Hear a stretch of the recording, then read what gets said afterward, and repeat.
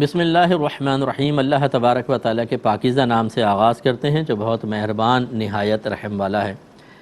الحمدللہ کتاب البیوع تک ہم پہنچ چکے ہیں اور پچھلے پروگرام میں 2097 نمبر حدیث پاک ذکر کی تھی۔ کافی طویل ہے، حدیث نہیں دہراتا لیکن حدیث پڑھتا ہوں اور جو بیان کرنا ہے اس کے بارے میں وہ ذکر کرتے ہیں۔ حضرت جابر بن عبداللہ رضی اللہ تعالیٰ عنہ کہتے ہیں کہ میں ایک غزوے میں نبی کریم صلی اللہ علیہ وسلم کے ساتھ تھا، میرا اونٹ تھک کر آہستہ آہستہ چل رہا تھا، تو رحمت کونین صلی اللہ علیہ وسلم میرے پاس تشریف لائے اور وجہ پوچھی تو میں نے کہا کہ رسول اللہ میرا اونٹ بہت آہستہ چل رہا ہے اور تھک چکا ہے، لہٰذا رحمت کونین صلی اللہ علیہ وسلم تشریف لائے اور آپ نے ایک ٹیڑھی منہ کی لکڑی ہلکے سے میرے اونٹ کو ماری اور فرمایا آپ سوار ہو جاؤ۔ میں سوار ہوا تو ایسا تیز چلنے لگا کہ اس کو روکنا مشکل ہو گیا، وہ نبی کریم کے اونٹ سے بھی آگے نکلنے لگا تھا۔ اس سے معلوم ہوا کہ پہلی چیز تو یہ کہ سرکار تشریف لائے، اے جابر کیا ہوا آپ کو؟ تو آپ نے بتایا میرا اونٹ تھک گیا ہے۔ اس کا مطلب یہ ہے کہ اب دیکھیں جو لیڈر ہوتا ہے، جو رہنما ہوتا ہے، اسے اپنے کارکنوں کی فکر ہونی چاہیے۔ نبی کریم صلی اللہ علیہ وسلم سے بہترین لیڈر نہ کوئی ہوا ہے اور نہ قیامت تک کوئی ہوگا۔ بہت زیادہ اپنے غلاموں کا، خادموں کا خیال کرنے والے ہیں۔ ایک صحابی کہتے ہیں کہ ہم 3 آدمی تھے سرکار کے ساتھ، محو سفر تھے، راستے میں ایک جگہ رکے تو ہم نے ایک دمبا ذبح کرنے کا ارادہ کیا۔ ایک نے کہا میں اس کو ذبح کروں گا، دوسرے نے کہا میں کھال اتاروں گا، تیسرے نے کہا کہ میں اس کو پکاؤں گا۔ تو رحمت کونین صلی اللہ علیہ وسلم سن رہے تھے، آپ کھڑے ہوئے اور آپ نے فرمایا پھر میں لکڑیاں لے کر آؤں گا تاکہ یہ جلیں۔ عرض کیا رسول اللہ آپ کیوں کریں گے، ہم ہیں نا، ہم کر لیں گے۔ فرمایا کہ نہیں، میں اس بات کو ناپسند کرتا ہوں کہ میں تمہارے ساتھ ہوں اور ایسے ہی بیٹھا رہوں اور تم کام کرتے رہو۔ تو یہ میرے آقا، اسی طریقے سے جب مسجد نبوی کی تعمیر ہوئی ہے تو نبی کریم صلی اللہ علیہ وسلم خود اینٹیں لے جا کر صحابہ کے ساتھ اور وہ اینٹیں دیا کرتے تھے، بلکہ ایک صحابی نے دیکھا کہ لوگ ایک اینٹ اٹھا رہے ہیں، سرکار 2 اینٹیں اٹھا کر لے کر آ رہے تھے۔ یہ ہے لیڈر کا کام کہ وہ اپنے کارکنوں کے ساتھ مل کر کام کرے اور ان کے ساتھ رہے، ان کے حالات دریافت کرتا رہے، تو پھر دل سے جو کارکن ہوتا ہے اپنے لیڈر سے محبت کرتا ہے۔ ہمارے ہاں بس اب الگ ہی نظام ہو گیا ہے، لیڈر بس ایک آقا سمجھ لیتا ہے اپنے آپ کو، سب کو یوز کرتا ہے جس کو چاہتا ہے بغیر کسی وجہ کے۔ اگر کوئی معقول وجہ ہو تو الگ بات ہے، بغیر کسی وجہ کے جس کو چاہا علیحدہ کر دیا، جس کو چاہا قریب کر لیا، اور پھر کسی کی خدمت کی وہ قدر نہیں ہے، پھر صرف فائدے دیتے رہو تو ٹھیک ہے، اگر تم نے اپنے کوئی مطالبہ کر لیا تو اس کو سائڈ میں کرو، تو کچھ کرنے لگا، مانگنے لگا فلاں فلاں، تو ایسا نہیں، یہ طریقہ کار صحیح نہیں ہے۔ ہاں واقعی کوئی کام والا ہو اور محنت کرنے والا ہو، پرانا ہو، ضرور اس کی قدر کرنی چاہیے۔ ہاں نکما ہو تو پھر الگ بات ہے۔ تو یہ نبی کریم صلی اللہ علیہ وسلم کا آ کر پوچھنا یہ ظاہر کرتا ہے کہ لیڈر کو چاہیے کہ اپنے کارکنوں کی خیر خواہی کرتا رہے۔ تو سرکار نے پوچھا، انہوں نے عذر بیان کیا، رسول اللہ تھک چکا ہے۔ اب یہ میرے آقا صلی اللہ علیہ وسلم کا معجزہ آپ دیکھیے کہ ایک چھڑی لگائی ہے اور تھکے ہوئے اونٹ کی ساری تھکن دور ہو گئی۔ یہ کمال ہے میرے آقا صلی اللہ علیہ وسلم کا، جو یقیناً اللہ کا دیا ہوا کمال ہے۔ لیکن اس کا مطلب یہ ہوا، آپ دیکھیں یہ جو مدد تھی سرکار کی کہ اونٹ کو ایک دم چاقو چوبند کر دینا، یہ ما تحت الاسباب مدد تھی یا ما فوق الاسباب مدد تھی؟ یعنی ایک ہوتی ہے جو عام جو ذرائع ہوتے ہیں کسی مدد کرنے کے، اس ذریعے سے مدد کرنا، جیسے آپ نے کہا صاحب تنگ دستی ہے کیا کروں، میں نے کہا چلو یار یہ رکھو 5000 روپے رکھ لو، کوئی بات نہیں۔ یہ عام طور پہ ظاہری اسباب ایسے ہی ہوتے ہیں مدد کرنے کے۔ ایسے آپ ڈاکٹر سے کہتے ہیں جی میری مدد کریں، وہ دوا لکھ کر دیتا ہے، آپ دوا کھاتے ہیں، دوا کی مدد سے آپ کا مرض دور ہو جاتا ہے اور دوا تک آپ ڈاکٹر کی مدد سے پہنچے۔ یہ وہ امداد ہے جو اسباب، جو عام طور پہ اسباب عادیہ کے ساتھ ہوتی ہے، تو ان کو کہتے ہیں ما تحت الاسباب، اور ما فوق الاسباب وہ ہوتی ہے جو غیر عادی طور پر کوئی مدد کی جائے۔ جیسے فرض کر لیں کہ اگر کوئی بیمار آیا اور میں نے خالی یوں اشارہ کیا اور وہ صحت مند ہو جائے، ابھی جو میں نے اس کی مدد کی ہے یہ کوئی عام ذریعہ اور سبب سے تو نہیں ہے، نہ میں نے دعا کی، نہ کوئی تعویذ دیا، نہ بظاہر کوئی دوا دی، ایک دم ٹھیک ہو گیا وہ، تو یہ ہے ما فوق الاسباب، اسباب کے اوپر رہ کر مدد کرنا۔ ادھر بھی ایسا ہے، خالی چھڑی لگائی ایک دم اونٹ چاقو چمند ہو گیا۔ اس کا مطلب یہ ہے کہ اللہ تعالیٰ نے اپنے حبیب کریم صلی اللہ علیہ وسلم کو بہت زبردست طاقتوں سے نوازا تھا۔ اب آپ اندازہ کریں کہ خالی چھڑی لگا کر پوری توانائی فراہم کر دینا اور تھکن کو ختم کر دینا، یہ کس قدر بڑا کمال ہے، اور یہ معجزہ ہے، یقینی سی بات ہے معجزہ ہے۔ بات یعنی کوشش یہ ہوتی ہے کہ کمال کی نسبت نبی کی طرف نہ ہو. یہ تو معجزہ تھا نا، تو پھر آپ دکھا دیں معجزہ. چلیں، یہ نبی کا کمال ہوتا ہے نا کہ ایک معجزہ دکھانا بھی تو نبی کا کمال ہے، ہر ایک تو نہیں دکھا سکتا. اور اللہ اور بعض کہتے ہیں کہ نہیں یہ کوئی دائمی صفت تو نہیں تھی، معجزہ تھا نا، دکھایا ختم ہو گیا. سوال یہ پیدا ہوتا ہے کہ ایک دفعہ اگر معجزہ دکھایا تو کیا دوبارہ معجزہ دکھانے پہ سرکار قادر ہیں کہ نہیں ہیں؟ اگر آپ اس کو دائمی صفت نہیں مانتے، ہم کب کہہ رہے ہیں کہ دائمی صفت تھی؟ چلیں، معجزہ تھا نا، تو ایک دفعہ معجزہ دکھایا، دوبارہ بھی دکھا سکتے ہیں، تیسری دفعہ بھی دکھا سکتے ہیں، چوتھی دفعہ بھی دکھا سکتے ہیں. سرکار نے پانی بڑھانے کے کئی واقعات موجود ہیں، الخصائص الکبریٰ اٹھا کے پڑھیں. کھانا بڑھانے کے واقعات بہت سارے ہیں، کوئی ایک دفعہ واقعہ تو نہیں ہوا، ہر دفعہ ہم مانتے ہیں معجزہ ہے. تو اس کا مطلب یہ ہوا کہ معجزے کے طریق پر ہی آپ مان لیں نبی کریم کا کمال تو ہے، جس کو چاہیں جو چاہیں عطا فرما دیں، بطریق معجزہ ہی عطا فرماتے ہیں. لیکن کمال کی نفی کرنے کے لیے یہ تو معجزہ تھا، بھائی تو معجزہ تھا تو اس میں کوئی کمال نظر نہیں آیا، نبی کریم کو کوئی کمال نہیں ہے اس میں.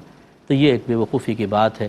میرے آقا صلی اللہ علیہ وسلم چاہیں تو ایک لمحے کے اندر توانائی فراہم کر دیں اور اونٹ چاقو چابند ہو جائے. یہ سرکار کا بہت ہی بڑا کمال ہے جو اللہ نے آپ کو عطا فرمایا. تو وہ تیز تیز چلنے لگا. پھر میرے آقا صلی اللہ علیہ وسلم نے ان سے پوچھا کہ کیا آپ نے شادی کر لی ہے؟ پہلی روایت میں دیکھیں سرکار یہ تیز تیز چلانے کی کوشش کر رہے تھے، تو سرکار نے فرمایا تھا کیوں جلدی کر رہے ہیں؟ تو کہا جی میری نئی نئی شادی ہوئی ہے. ٹھیک ہے نا. تو ایک روایت میں اس طرح ہے. تو یہ ہوتا ہے کہ جو ابھی حضرت جابر بن عبداللہ نے جب لوگوں کے سامنے بیان کی ہوگی نا حدیث، تو 10-15 آدمی جیسے بیٹھے ہوئے ہیں، جتنوں نے بھی سنا، ایک نے آگے جا کے جب بیان کی تو تھوڑے سے لفظ بدل دیے، دوسرے کے سامنے بیان کی اس نے تھوڑے سے لفظ بدل دیے. یہ نہیں کہ حضرت جابر بن عبداللہ کو یاد نہیں رہا، پہلے کچھ کہہ دیا اور بعد میں کچھ. یہ ان سے نہیں ہوتا. جو آگے کے راوی ہوتے ہیں نا وہ تھوڑا سا بدل دیتے ہیں چیز کو. ایک نے کس طرح سنا، دوسرے نے کس طرح سنا، وہ آگے بیان کر دیتے ہیں. اسی لیے ایک موضوع سے متعلق تمام روایات کو، یعنی خاص ایک مسئلے سے متعلق، جیسے جابر بن عبداللہ رضی اللہ تعالیٰ عنہ کی یہ حدیث ہے، اگر آپ اس کو سرچ کریں گے تو اس طرح کی بہت ساری حدیثیں، یعنی یہی والی حدیث مختلف الفاظ میں آپ کو ملے گی. ان سب کو سامنے رکھ کر اور پھر آپ اس سے ایک نتیجہ نکالیں یا ان کو پھر بیان کریں تو بہت ہی اچھا ہوتا ہے، کیونکہ پھر تشنگی نہیں رہتی ہے. ہم تو خیر خالص ایک کتاب کا بیان کر رہے ہیں نا، اس وجہ سے میں اس حدیث کی شرح کر رہا ہوں. اگر میرا موضوع یہ نہ ہوتا، یعنی کہ بخاری نہ ہوتی، بلکہ یہ بیان کرنا ہوتا سرکار کا معجزہ یا مطلب اپنی بہنوں کے لیے کسی پختہ عمر کی عورت سے نکاح کرنا، تو پھر ہم ایک روایت بیان نہیں کرتے، پھر ہم مختلف کتابوں سے لیتے. ترمذی میں یہ ہے، نسائی میں یہ ہے، بخاری میں یہ ہے. تو بہرحال تو اگر بیان چینج ہو جائے تو اس میں کوئی نہ گھبرایا کریں. تو نبی کریم صلی اللہ علیہ وسلم نے فرمایا تم نے شادی کر لی؟ عرض جی ہاں. فرمایا کنواری لڑکی سے کی ہے یا بیوہ عورت سے؟ میں نے کہا کہ بیوہ عورت سے. اب یہ دیکھیے، اب یہ ہم بعض اوقات ان چیزوں کو کچھ فضول سے سمجھتے ہیں، خصوصاً جب بزرگ کوئی کلام کر رہا ہو نا، کہ اگر کوئی پیر صاحب یا مرید سے پوچھ رہے ہیں ہاں بھائی شادی ہوگی تمہاری؟ جی کر لی ہے. اچھا کنواری لڑکی سے کی ہے، بیوہ سے کی ہے؟ جی بیوہ عورت سے کی ہے. تو آپ اگر بیٹھے ہوئے کچھ سن رہے ہوں گے نا ڈیڑھ ہوشیار قسم کی، یار کیا فضول بات ہے، اس نے کسی سے شادی کی ہے، سوال کرے جا رہے ہیں. یہ فضول نہیں ہوتا. مطلب اس کے پیچھے کیا حکمت ہے وہ بہتر سمجھتے ہیں. اگر وہ بعمل آدمی ہیں، فضولیات سے بچتے ہیں، اگر ان کے پیش نظر بہت ساری حکمتیں ہوتی ہیں، آپ پہلے بھی اس کا امتحان یا اس کا مشاہدہ کر چکے ہیں، تو پھر خواہاں کی بدگمانیاں صحیح نہیں ہوتی ہیں. تو یہ فضولیات نہیں ہیں. میرے آقا صلی اللہ علیہ وسلم جب بھی کوئی چیز کوئی بات کہتے ہیں، کوئی عمل کرتے ہیں، اس کے پیچھے ہزارہ حکمتیں ہوتی ہیں. اب جیسے سرکار نے کویسچن کیا شادی کر لی؟ جی. کس سے کی ہے؟ اس میں بھی حکمت تھی. بیوہ سے کی ہے، کنواری سے؟ جی بیوہ سے کی ہے. تو کنواری سے کیوں نہیں کر لیتی؟ اب یہ کیوں سرکار مشورہ دے رہے ہیں؟ اس میں جو بہت ساری حکمتیں ہو سکتی ہیں. ایک حکمت یہ بھی کہ اگر انسان کسی بیوہ عورت سے نکاح کرتا ہے یا مطلقہ سے نکاح کرتا ہے، تو جب پہلی مرتبہ شادی ہوتی ہے عورت کی، شوہر کا مزاج مل رہا ہے نہیں مل رہا، عادات اطوار، لیکن جب دونوں ساتھ رہنا شروع کرتے ہیں تو آہستہ آہستہ ایڈجسٹ کر جاتے ہیں. کچھ اس میں خراب چیزیں ہوتی ہیں، کچھ اس کے اندر ہوتی ہیں، کچھ اس میں کمی ہوتی ہے، کچھ ان کی ذات میں ہوتی ہے. ایک دوسرے کی کمی کو نظر انداز کر کے، اور تھوڑی خرابیاں چل رہی ہیں لیکن چلو ایک ایڈجسٹ ہو جاتا ہے، طبیعت میں میل پیدا ہو جاتا ہے اور ایک ہونے لگ جاتا ہے. لیکن پھر اگر وہ عورت کسی اور شوہر کے پاس جائے تو اب پرابلم ہوتا ہے. وہ اس طریقے سے کہ ہو سکتا ہے وہ اپنے شوہر پہلے والے شوہر کے کہ حسن اخلاق کو پسند کرتی تھی، یہ بد اخلاق ہو، وہ سخی ہو، یہ بخیل ہو سکتا ہے وہ اور ذریعے سے اس کے لیے ذہنی سکون کا سبب بنتا ہو، اس کے اندر وہ صلاحیتیں نہ ہوں، تو ایڈجسٹمنٹ بڑے مشکل ہو جاتی ہے، کیونکہ طبیعت ایک اور چیز کی عادی ہو چکی تھی، اس کو بالکل اب بدلنا، کیونکہ طبیعت وہی چیز ڈیمانڈ کرتی ہے کہ جس کی وہ عادی ہوتی ہے، تو ایڈجسٹمنٹ مشکل ہو جاتی ہے۔ جبکہ فریش، جیسے میں نے عرض کیا کہ یہ بھی لڑکا کنوارا ہے، یہ بھی کنواری لڑکی ہے، اب نکاح ہو گیا، تو یہ چونکہ ان کے پیچھے کوئی عملی نمونہ ہے ہی نہیں، طبیعت پہلے کسی اور چیز کی عادی ہے ہی نہیں، تو ان کو بس ایڈجسٹمنٹ کرنی ہے، طبیعت کو نہیں مارنا ہے۔ لیکن جب ایک عورت کسی اور شخص سے نکاح کرتی ہے، یا ایک آدمی کی بیوی فوت ہو گئی، اس نے کسی اور عورت سے نکاح کیا، تو دونوں چیزیں ہیں، انڈرسٹینڈ کرنا اور بعض چیزوں کے اندر اپنی طبیعت کو مارنا۔ مثلا ایک آدمی کی زوجہ تھی، یہ ڈانٹتا تھا، ڈپٹتا تھا، برا بھلا کہتا تھا، خاموش ہو کے سن لیا کرتی تھی، چپ چاپ چلی گئی۔